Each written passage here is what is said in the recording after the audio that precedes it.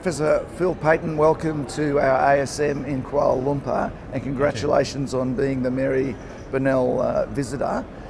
Phil, thank you for your talk this morning. I really enjoyed it, but why is it that you think that systematic reviews and meta-analysis fail to inform practice?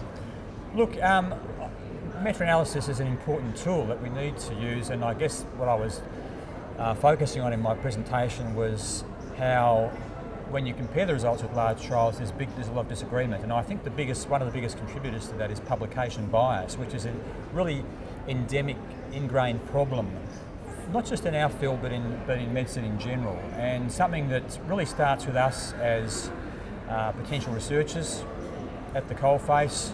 If we've got projects that we are interested in, we need to do them and see them through and get them published, do them well and get them published.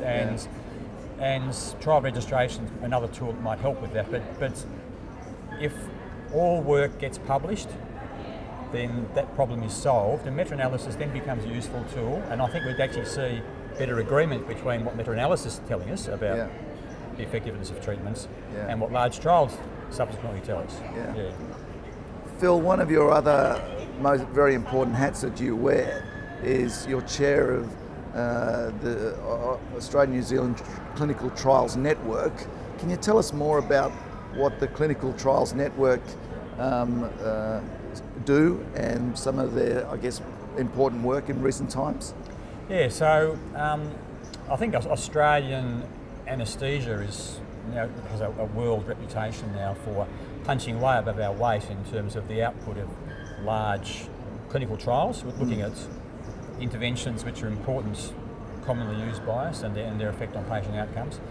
I think why we achieve that, I think Australians are good at working as a team, and the Trials Network basically is the centre of a team which is nationwide or international, and is good at just getting together and joining forces in a collaborative way to get things done. So it's not about me or you, it's about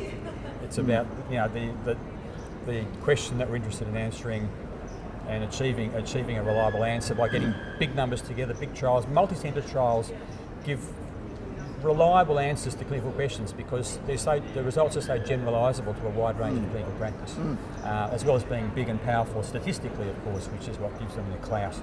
Sure.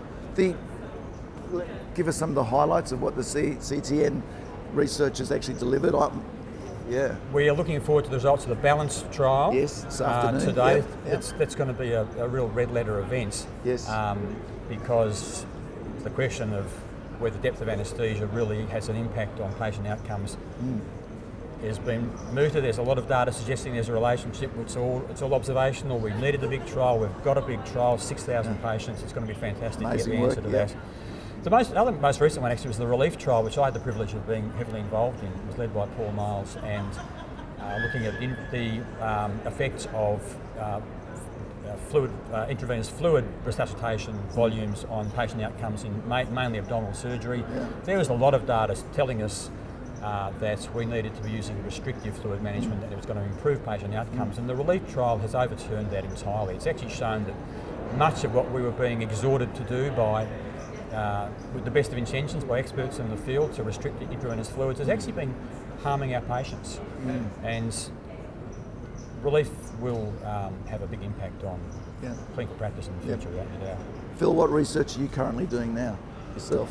Look, I'm here to talk about big trials, but don't get me wrong, I love doing small trials. I love, the thing that attracted me to anaesthesia in the first place was the basic science that underlies what we do. I get a real kick out of the physics and the pharmacology that underlies what we do. So I love doing small trials because that's about mechanistic stuff. It's not about major patient outcomes. But these are all the components, the building blocks of the research process that we do. I have an interest in non-invasive cardiac output measurement, which I'm speaking about on Friday in the technology session, and hopefully we'll have some new tools for very accessible continuous cardiac output measurement from capnography coming to us in the not too distant future.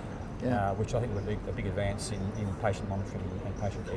Fantastic. I'm really excited about balance this afternoon. You can't give me a little hint, can you, Phil? No, sorry. All right. Thanks very much for your time, Phil, and really Thanks, mate. appreciate your talk today. Pleasure. Thanks very much.